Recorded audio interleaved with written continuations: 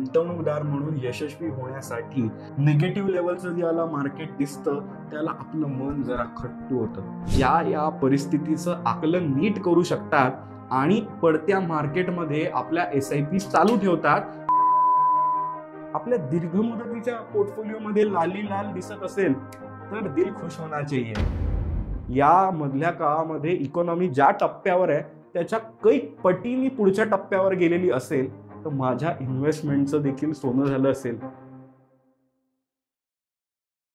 SIPs आणि पडतं market हा आपल्या आजच्या व्हिडिओचा टॉपिक आहे. मित्रांनो, ज्या वेळेला आपण SIP करतो आणि वाढतं मार्केट दिसतं त्याला रिटर्न ऑन इन्व्हेस्टमेंट ही गोष्ट आपल्याला मिळते. आणि ज्या वेळेला मार्केट पडत असतं आणि आपली SIP सुरू असते मित्रांनो, त्यावेळेला आपल्याला रिटर्न मिळत नाहीत पण आपल्याला युनिट्स मिळत असतात. मित्रांनो, हेच गणित आपण न समजून घेता ज्या वेळेला भावनिकरित्या फक्त त्या पोर्टफोलिओकडे बघतो तर आपल्या सगळ्यांनाच छान छान हिरवं कुरण बघायला आवडतं की नाही. तर त्यामुळे ज्या वेळेला आपला पोर्टफोलिओ असा ग्रीन ग्रीन दिसतो त्यावेळेला आपल्याला आनंद होतो, which motivates us to invest मोर.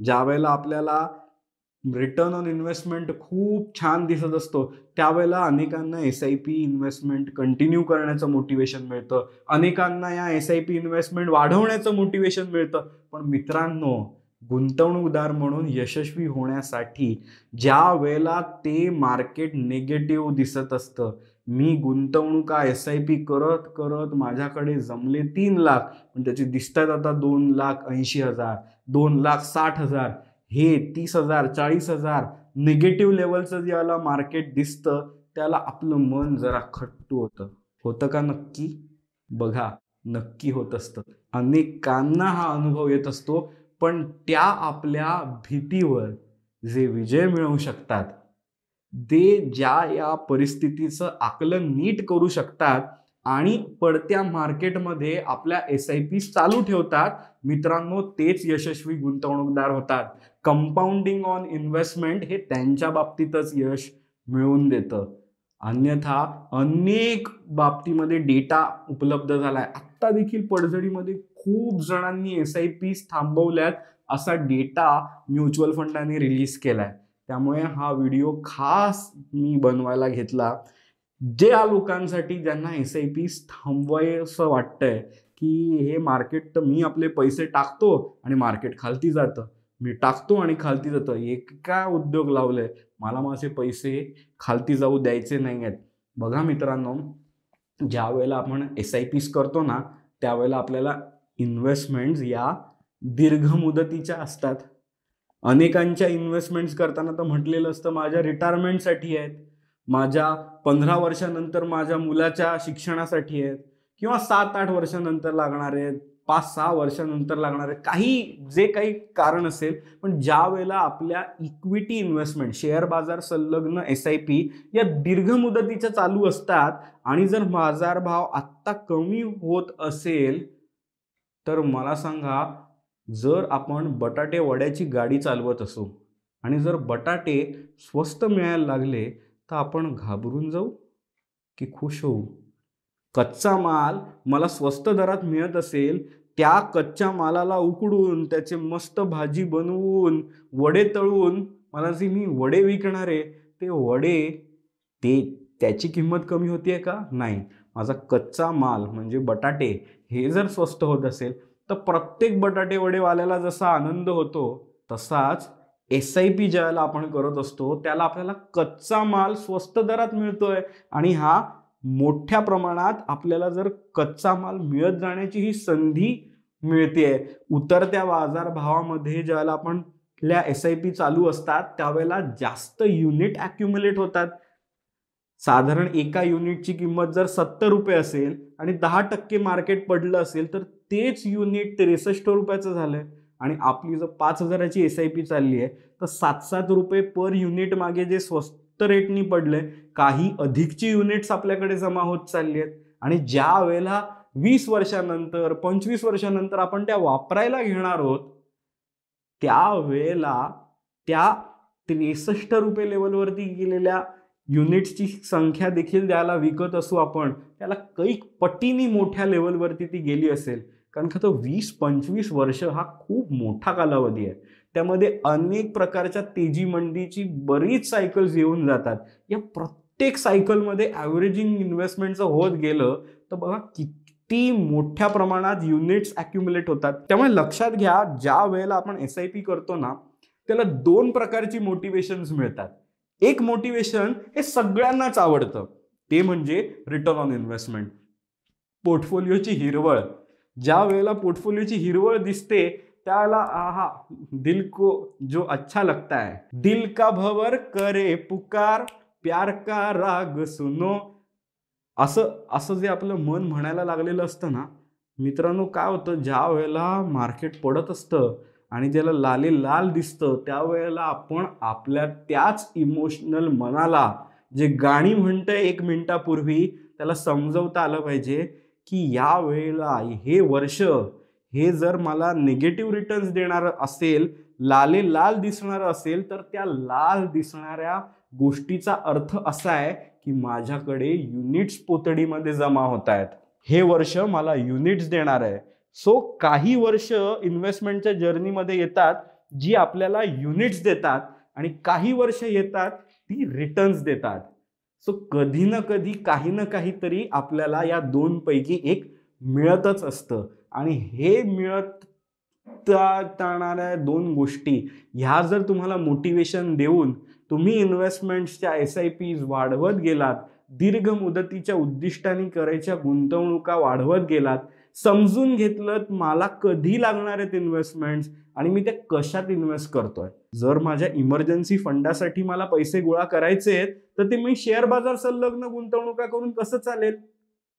मला घराचं डाऊन पेमेंट करायचंय आणि घर 3-4 वर्षात घ्यायचंय, अशा वेळेला मी 100% शेअर बाजार संलग्न इन्व्हेस्टमेंट करून पुन्हा मी चुकीच करतोय. त्यामुळे ॲसेट अलोकेशन उत्तम करून कुठल्या गरजेसाठीच्या इन्व्हेस्टमेंट्स करण्याचं ठिकाण ठरवणं, त्यामध्ये डेट इन्स्ट्रुमेंट्सचा देखील समावेश करणं. बघा मित्रांनो, जे अनेक जण स्वतः इन्व्हेस्टमेंट करत असतात ना, कुठलाही ॲडवायझर न घेता, त्यांच्या पोर्टफोलिओमध्ये डेट इन्व्हेस्टमेंट्स खूप तुरळक प्रमाणात सापडतात. कारण का तर फक्त घेतलेले फंड कोणते असतात ज्यामध्ये खूप मोठ्या प्रमाणात रिटर्न ऑन इन्व्हेस्टमेंट दिसतोय. म्हणजे जे फंडांनी पास्ट रिटर्न्स चांगला दिलाय, that is the only criteria to choose that fund. बघा मित्रांनो, ही इन्फॉर्मेशन पुरेशी नाही आहे. त्यामुळे ही इन्फॉर्मेशन जर पुरेशी नसेल आणि आपण आपल्या इमर्जन्सी फंडसाठी इन्व्हेस्टमेंट करतोय आणि त्या जर निगेटिव्ह दिसत असतील तर घाबरायसारखं खरंच कारण आहे. लक्षात घ्या, आपलं ठिकाण चुकतंय, ॲसेट अलोकेशन आपलं गणतंय.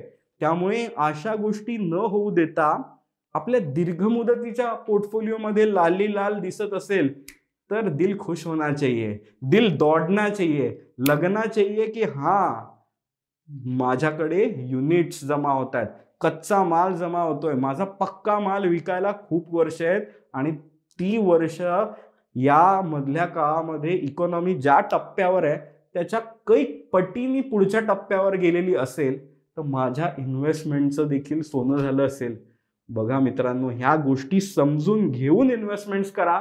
SIP ह्या पडत्या मार्केटमध्ये थांबवू नका, वाढत्या लेवलवरती न्या.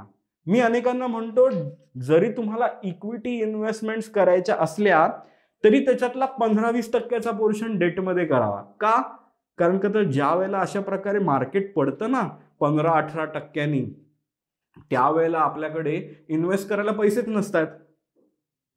त्याच वेळेला सगळे खर्च पण उभे आलेले असतात, मार्केट सुद्धा खालती आलेलं आहे. अशा खालती आलेल्या मार्केटची संधी घेण्यासाठी त्या उद्दिष्टाने देखील 10-15%ची डेट इन्स्ट्रुमेंट मधली आणि डेट इन्स्ट्रुमेंट मधली देखील सेफ झोन निवडणाऱ्या डेट इन्स्ट्रुमेंट्स घेऊन जर इन्व्हेस्टमेंट केली तर अनेक जणांना रिटर्न्सचं प्रेम आहे मला कळत नाही. डेट इन्व्हेस्टमेंटमध्ये पण हायएस्ट रिटर्न देणारा फंड घेतात. अहो, ज्यांनी हायएस्ट रिटर्न दिले डेटमध्ये ह्याचा अर्थ त्यांनी अनेक मारीच राक्षस घेतलेत. हरण आणि मारीच राक्षस यातला फरक काय? अति चकचकीत वाटलं, अति तेज वाटलं त्या हरणाबद्दल, म्हणून सीता मैया मोहित झाल्या आणि रामाला पाठवलं हे हरण हवं.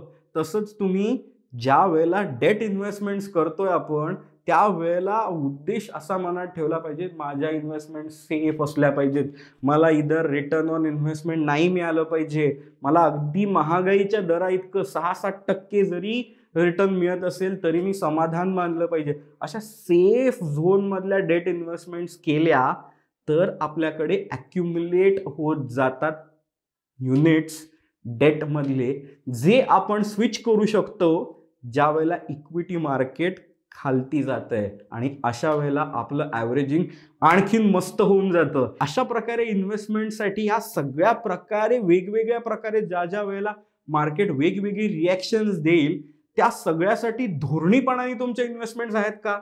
आणि त्या जर धोरणीपणाने इन्व्हेस्टमेंट्स करायच्या असतील तर आपल्या इमोशन्सना जिंकावं लागेल. आणि इमोशन्सना जिंकण्यासाठी तुम्हाला तुमच्यासोबत एक यशस्वी गुंतवणूक सल्लागार असणं, ज्ञानी गुंतवणूक सल्लागार असणं ही काळाची गरज आहे. आणि जर तुम्हाला वाटत असेल की तो गुंतवणूक सल्लागार मी तुमच्यासाठी असावा, तर दिलेल्या नंबरवरती फोन करा. तुमच्या इन्व्हेस्टमेंट्सचं धोरण तुमच्या आर्थिक आयुष्यासाठी सुसंगत आहे की नाही हे तपासून बघूया, आणि इन्व्हेस्टमेंट्स अशा करूया ज्या तुम्हाला आनंद आणि आनंदच दिल्या पाहिजेत, त्यांनी आर्थिक चिंता निर्माण नाही केली पाहिजे. तुम्हाला इन्व्हेस्टमेंट्स ह्या आनंदी राहण्यासाठी देणारी ऊर्जा आहे मित्रांनो. या ऊर्जेला मार्केट पडत असताना देखील खुश राहायचंय आणि वाढत असताना तर खुश राहायला हवं हे सांगायची गरज आहे का? बघा मित्रांनो, तुम्हाला व्हिडिओ कसे वाटतायत हे नक्की कमेंट करून सांगा. तुमचे लाईक माझा उत्साह वाढवत असतात. आणि हा व्हिडिओ तुमच्या त्या प्रत्येक मित्राला पाठवा जो पडत्या काळामध्ये SIP थांबवण्याच्या विचारात आहे. धन्यवाद.